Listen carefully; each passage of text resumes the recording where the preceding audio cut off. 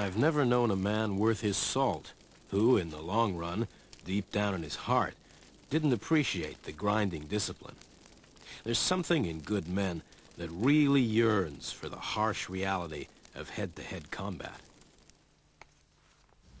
There is no substitute for winning. I know that's a cliche, but we must win. We will win. Win is the name of the game.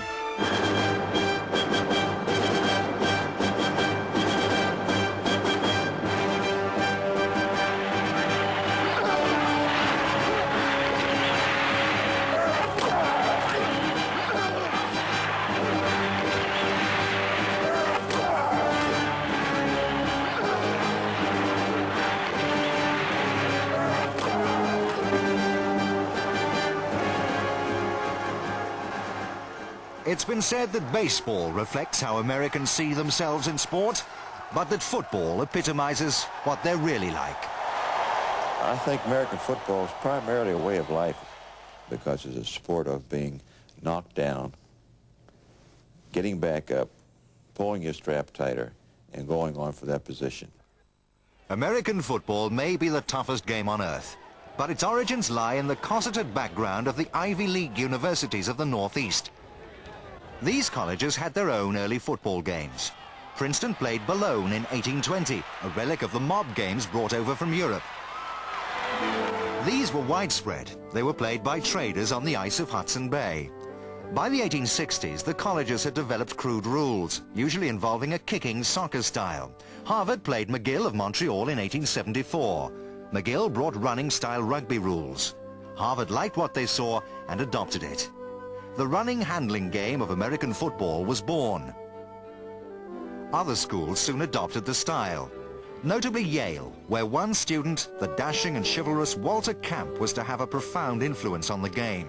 He was known as the friend, founder and father of American football and introduced most of the distinctive rules of what was to become known as gridiron. The big games were watched by huge crowds, like this Princeton-Yale encounter from 1903. But football had one serious problem. It was extremely violent. Football, that was the upper class game. That was the expression of the boys from Yale and Princeton and Harvard, showing the lower classes that they were tough too. But it was too tough.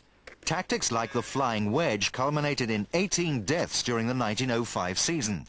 The colleges were asked by President Theodore Roosevelt to put their house in order or have the game banned. They were summoned to the White House. They agreed to change the rules, to clean up their act, and when later the forward pass was introduced, American football was saved. The game grew and grew in popularity as the new rules spread around the country from the Ivy League. Other colleges were keen to develop their own teams. In 1887, Walter Camp received a letter from a small Catholic college in South Bend, Indiana. They were keen to play football and sought advice on how to go about it. The college was Notre Dame.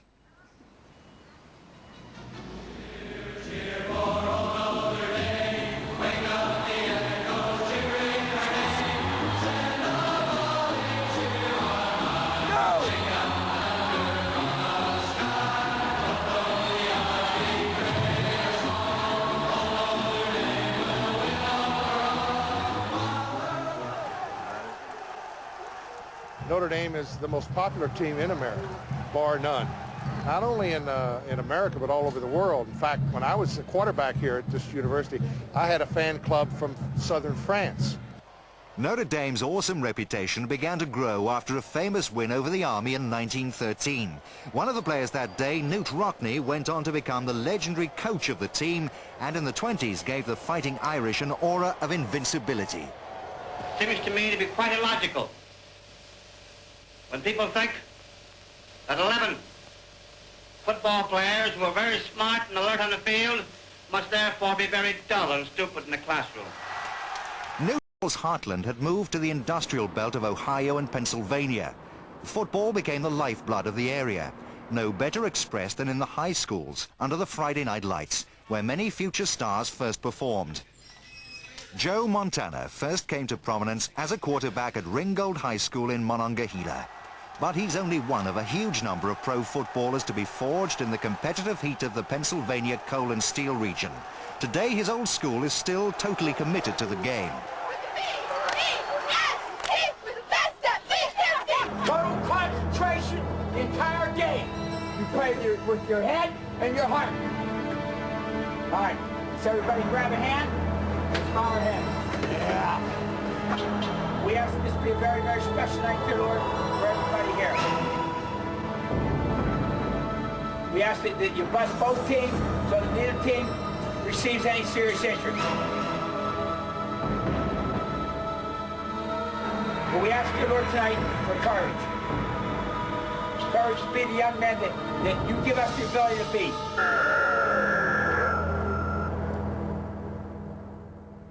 Professional football was played in Pennsylvania as early as the 1890s, as the game moved from the colleges to the athletic clubs. Pudge Heffelfinger received $500 for a single game with the Allegheny Athletic Association in 1892. The first great name to be attracted to these embryonic pro teams was Jim Thorpe. The super athlete from the 1912 Olympics played for the Canton Bulldogs, soon to become one of the early champions of the new National Football League formed in 1922. Harold Red Grange was also attracted to the league. The galloping ghost was unstoppable for the University of Illinois and became a big star for the Chicago Bears.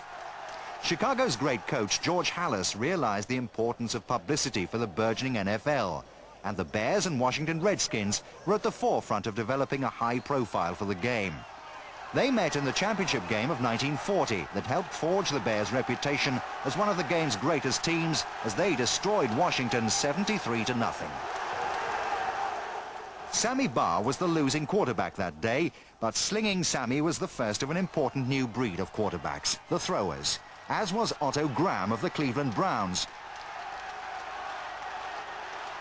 and Johnny Unitas of the Baltimore Colts. He was rejected by his hometown Pittsburgh Steelers, but found fame in Baltimore as the most cool and calculating of quarterbacks. It was a quality he needed in the NFL championship game of 1958. They call that the greatest football game ever played, and probably justifiably so. And that was the game that promoted or pushed professional football into the situation it now holds. The Colts faced the red-hot favorite New York Giants in front of a live TV audience of millions. They couldn't have witnessed a better game, as Unitas marshaled his forces brilliantly to win the game in overtime. For the first time, professional football found its way to the forefront of American sporting life. The game blossomed in the 60s, boosted by television and competition between the NFL and new rivals, the AFL. The champions of the two leagues met in the first Super Bowl in 1967 to herald the era of master strategist Vince Lombardi and the Green Bay Packers. The Packers won the first two Super Bowls, while Lombardi's tactical acumen helped shape a game which is now the ultimate sporting confrontation. The modern game, ostensibly so simple with little or no subtlety beneath the brutal facade, is in fact a highly complex battle of wills, which can only be described as armored chess.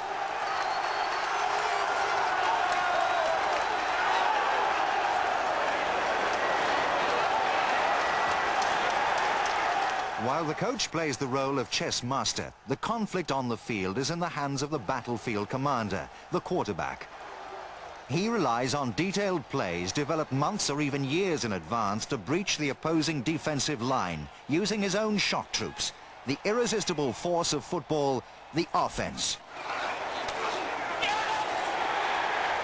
I've always believed that the game of football is to be played as violently as possible, and if you can't do that, then I don't think you belong in the game.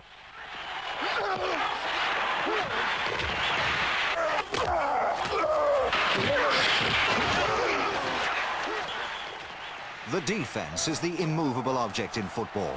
It follows the Lombardi maxim, championships are won on defense. Some teams have built their reputations on it. The Chicago Bears have always been renowned for their power, and in 1986 became world champions on a pile of sacked quarterbacks.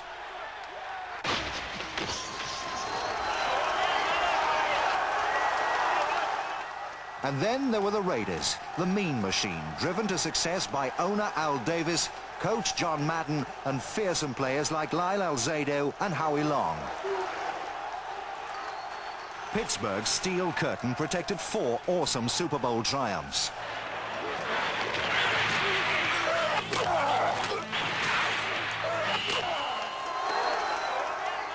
In the 1980s, the most feared defensive titan was Lawrence Taylor of the New York Giants, winner of 2 Super Bowls. No matter how powerful the defense, some men seem to find a way through. The marauding knight of the offense is the running back. Not many athletes have the combination of strength, speed and guile required to be a top-class runner, but O.J. Simpson was one of them. I got the ball, 11 guys are trying to get me. I have 10 guys, actually 9, because the quarterback's not blocking or anything, who are trying to protect me, you know? And I got to figure a way through this, you know? And there's a spontaneity to running the football, you know? You get the ball and it's you against them. The best runners become legends. It was once said of Jim Brown that Superman wore number 32 and played in Cleveland. A top runner in full flight is one of the most exhilarating sights in football. This is Marcus Allen's 74-yard run in the LA Raiders' victory in Super Bowl 18 in 1984.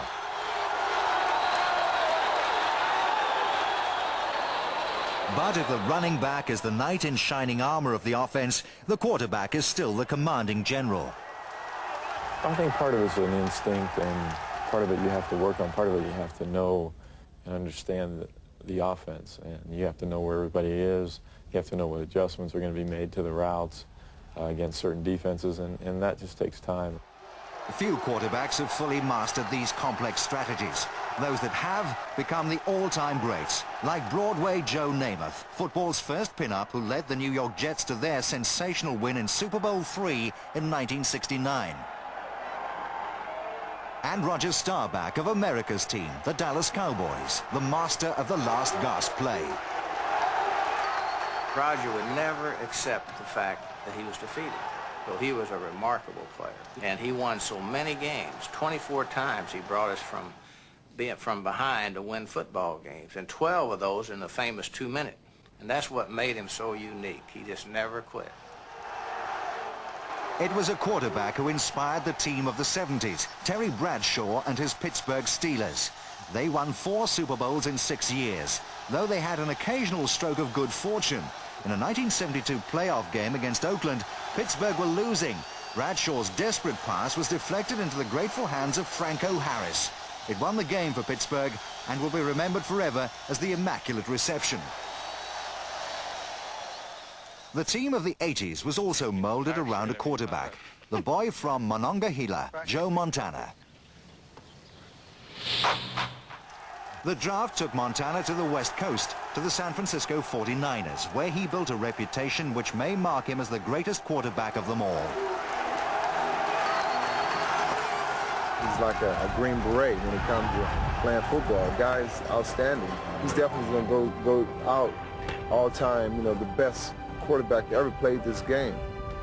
Montana's breathtaking last-minute drive to bring the 49ers their 3rd world title was the fulfillment of a personal dream.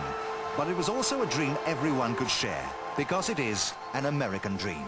You can't ask for a better way for a quarterback to win the Super Bowl. You know, coming down to the last seconds, throwing a touchdown pass to win it. I mean, that's, you dream about those things and have that opportunity. Everybody in professional football wants to be in the Super Bowl and win a Super Bowl. We won the championship against Miami, and it was the greatest feeling that you can have in sports, because you finally reached the top.